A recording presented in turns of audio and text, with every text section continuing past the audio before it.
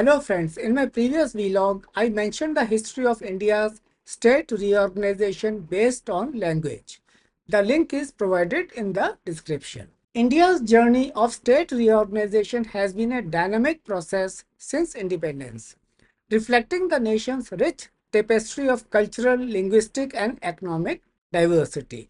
While early reorganizations were primarily driven by ethnic and linguistic considerations, recent calls for further divisions of larger states are increasingly motivated by economic and administrative factors.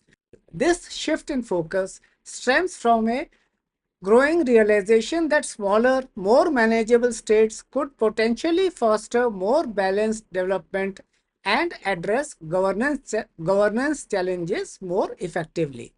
The late 20th century saw a surge in popularity for the idea of dividing larger states based on the belief that smaller states would be more efficient and responsive to local needs. This idea culminated in the creation of three new states in the year 2000, and these states were Jharkhand, Chhattisgarh, and Uttarakhand.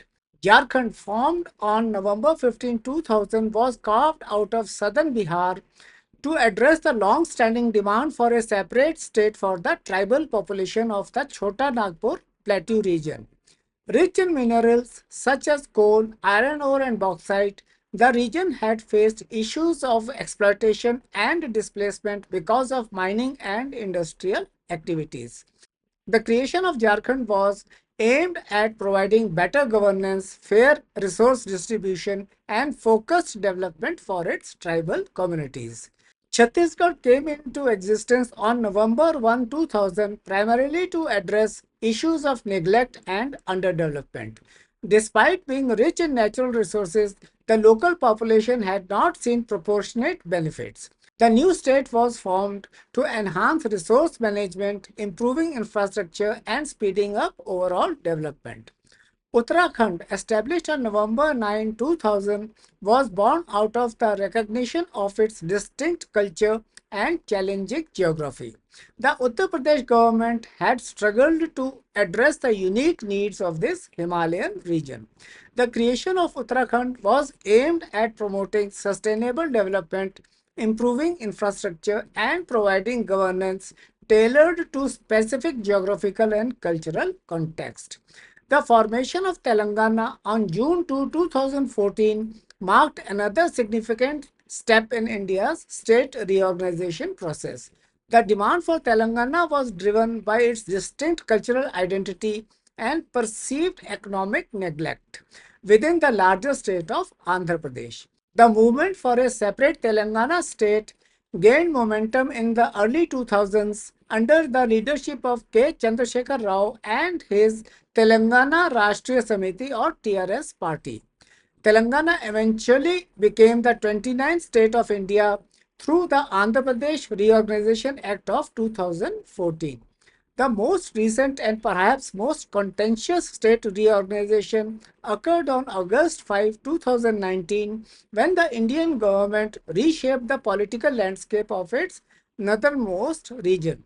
The state of Jammu and Kashmir underwent a dramatic transformation enacted through the Jammu and Kashmir Reorganization Act, which took full effect on October 31, 2019. The reorganization had two key components. First, it divided the existing state into two separate entities, the Union Territory of Jammu and Kashmir and the Union Territory of Ladakh.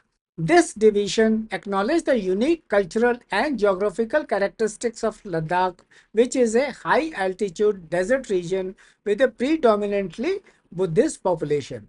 Second, it altered the administrative status of both new entities, bringing them under more direct control of the central government in New Delhi. The Indian government cited several reasons for this drastic measure. Improved administrative efficiency topped the list, arguing that direct central oversight would streamline governance and speed up development of these historically underserved regions. Security concerns also played a significant role given the area's volatile history and proximity to disputed borders. By assuming more direct control, the central government aimed to better address cross-border terrorism and other security challenges. The reorganization was framed as a step towards greater national integration.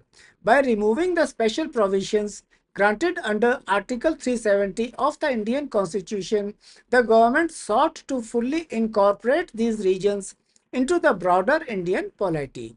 This move facilitated the mainstreaming of both Ladakh and Jammu and Kashmir. The implications of this reorganization are far reaching and multifaceted.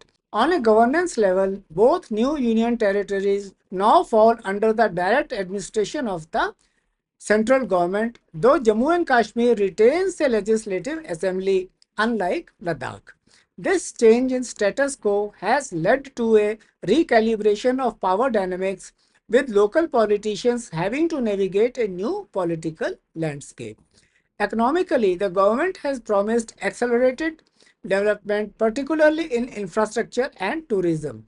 Ladakh, with its unique geography and cultural heritage, is poised to receive targeted investments tailored to its specific needs.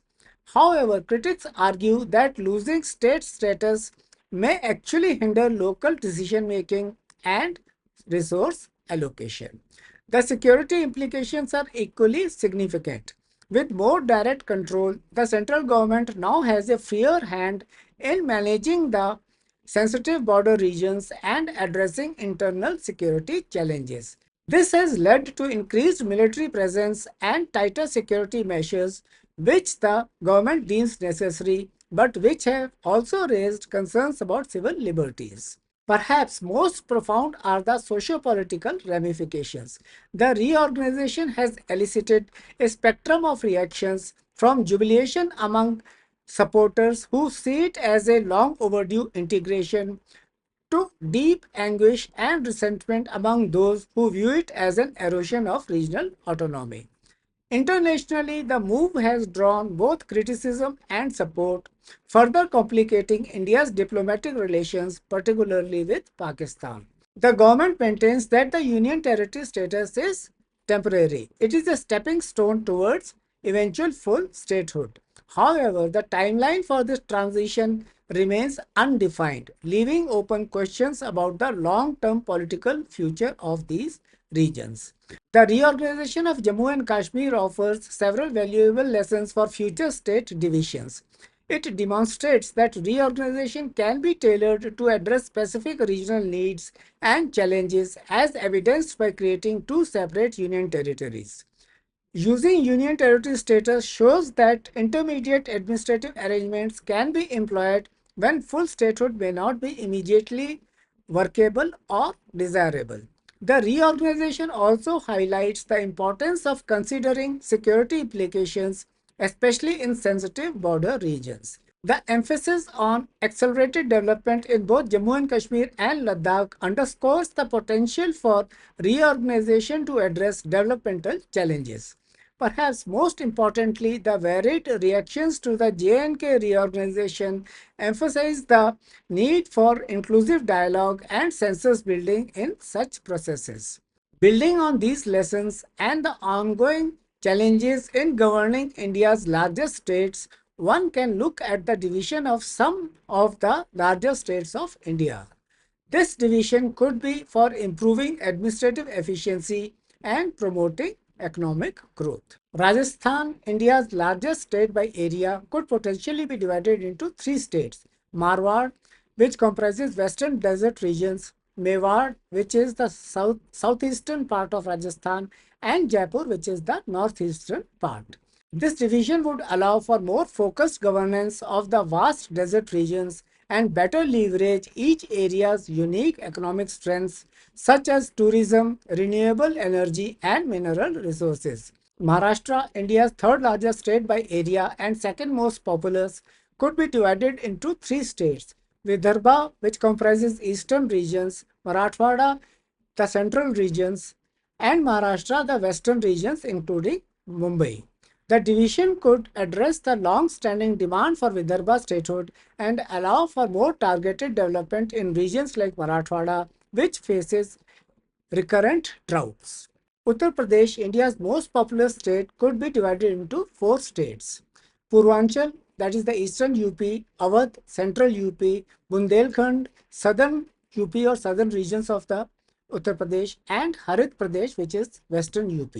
This division would address the challenges of governing such a large population and allow each region to focus on its unique economic strengths and developmental needs.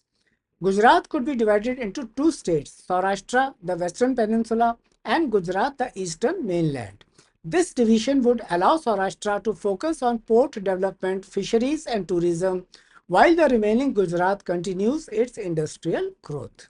Bihar, the third largest state by population, could be divided into two states, Mithila in the northern part and Bihar in the southern part. This division would allow Mithila to focus on its distinct cultural identity and agricultural development, while Bihar concentrates on industrial and educational growth. West Bengal could be divided into two states, that is Gorkhaland, which comprises northern hill regions, and Bengal, which are the southern plains. This division would address the long-standing demand for Gorkhaland and allow for more focused development in the hill regions.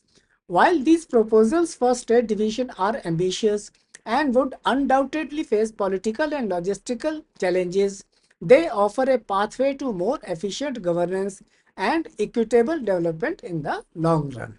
Similarly, more homogeneous states could be more responsive to local needs and better equipped to leverage regional strengths. However, any such reorganization would need to be carefully planned and executed with extensive consultation with all the stakeholders. The success of such divisions would depend on various factors, including fair distribution of resources, careful demarcation of boundaries, and measures to prevent interstate disputes. It would be crucial to ensure that the creation of new states does not lead to a proliferation of bureaucracy or an increase in administrative costs that outweigh the benefits.